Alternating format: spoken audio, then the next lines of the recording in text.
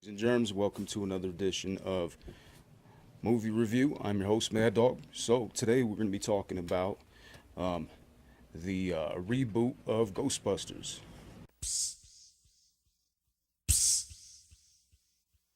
Hey, yo. As usual, it's in the movie theater, so if you don't want to hear anything about it that's going to spoil your viewing pleasure, go and shut this down. If not, just stay tuned. All right, so without further ado, let's get started. Let's start with the cast. Old school cast first. Bill Murray is in it. He's the skeptic. Queen G-Mix Remix. Sigourney Weaver is in it.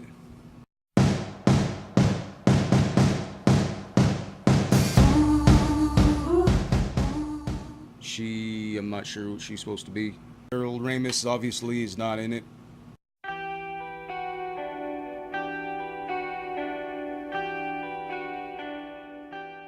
And there's a statue of him, so that's cool. Dan Aykroyd is a crazy New York taxi driver.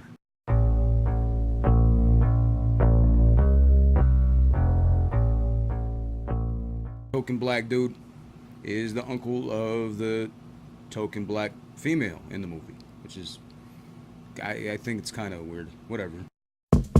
Here we are now, at the middle.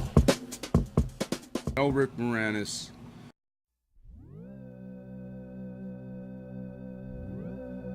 I'm back. I forgot. Oh, and Janine, the secretary.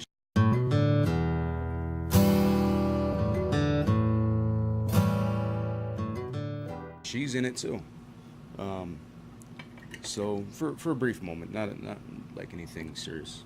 New cast. There is Melissa McCarthy. Smirkers and shicey, you can't be taking it lightly. Get rid of one, it'll be three, just like the coyotes is out, and they thirsty and who I believe always acts the same, kind of know-it-all, shit-talking, the blonde smart girl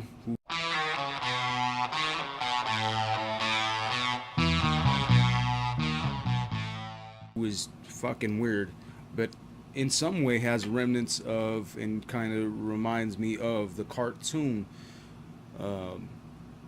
Ghostbusters versus the movie Ghostbusters, which is fucking weird. The token black girl, she literally takes tokens. This speech is my recital. I think it's very vital to rock around. That's right. There is the kind of, I don't know if you want to say it, but she's actually a bigger in the movie that are leading actresses in the movie.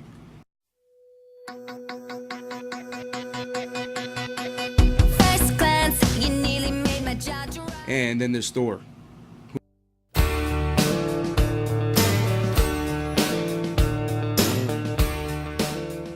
plays almost a blend of the receptionist Janine and Rick Moranis' character smashed into one. I don't know. Just kind of comedy relief, I guess, for a comedy, I guess, if you want to say it like that. There is a Stay Puft Marshmallow Man. No one told you life was gonna be this way. Is not what you expect. He's a gigantic float that explodes and whatever. They do a cartoonish, big, white, giant ghost in it. They do explain why they picked the symbol for the Ghostbusters in this movie from a graffiti artist. Okay. The villain is not, in my opinion, not a well enough known actor.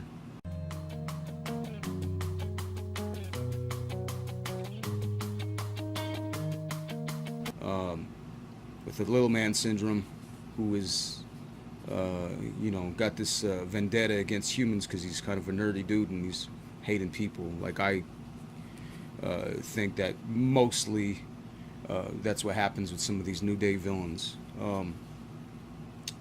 And he's got this plot to put these devices around that allows the electrical energy to make the ghosts appear, I think, in more of a structured way, full body apparitions, whatnot.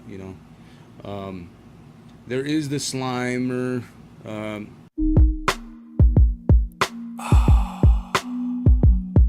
Yeah. A ghost in it. For some weird reason, they made him kind of silly and have a ghost girlfriend. Goes joyriding around in the Echo One. Echo One is not the same vehicle. It is a hearse this time versus it being an old school fire truck like back in the day. There's more gadgets in this one. They do break it down to what all the instruments inside the packs are and how that works, which I thought was cool. There's some silliness in it that I think was like pushing the boundary of being a comedy and then being kind of there just to amuse children. There's a Peter Pan reference in it, which I think is stupid. But the rest of the movie I really enjoyed. Obviously they do end up defeating them, but at the end they mention Gozer, which is cool. So that means that it might lead off into the sequel, hopefully having more of the original cast members. I have a funny feeling they're going to do a little bit more of the cartoonish element to it, though, which is, I guess that's okay. That helps, make kids more comfortable with the fact that this is about a man who commits suicide and, to destroy humanity by bringing the most evil of ghosts out in the open. Stuff like pilgrims and shit, because pilgrims were evil. They, pillaged and whatever. There is the float scene, which I thought was cool. Kind of reminded me more of Batman. Yeah. And Michael Keaton, Jack Nicholson, The plot was good. It was not a sequel. Even though it has the original cast members featuring in it, was not a sequel. It was a complete reboot. Girl that creates all the devices, and she's a little weird, man. And that for some weird reason, it almost gives the without saying it and without portraying too much of that kind of attitude, kind of shows a lesbian crush on one of the other characters, which is kind of odd. Come tonight so we can roll around, have a pillow fight like a major rager. OMFJ. Kind of hot though. I kind of like that. It's funny. They have a DMX song in it as well, which is kind of weird. It's not a new song. It's one of his other ones, but it is in there. They make a joke of men by treating them like, okay, one, Thor is he's so dingy. He's beyond dingy. He's like, there's that. There's Bill Murray's character, who I loved because he was he wanted to debunk them, and he was saying basically that they're full of shit and how could they possibly be able to catch ghosts. They had the government involved and stuff, but didn't play much a part other than, oh, we can't allow people to know that this is really happening, even though everybody fucking knew it. So, you know how that goes. So Dan Aykroyd didn't play a real big part in it. I was kind of bummed out about that.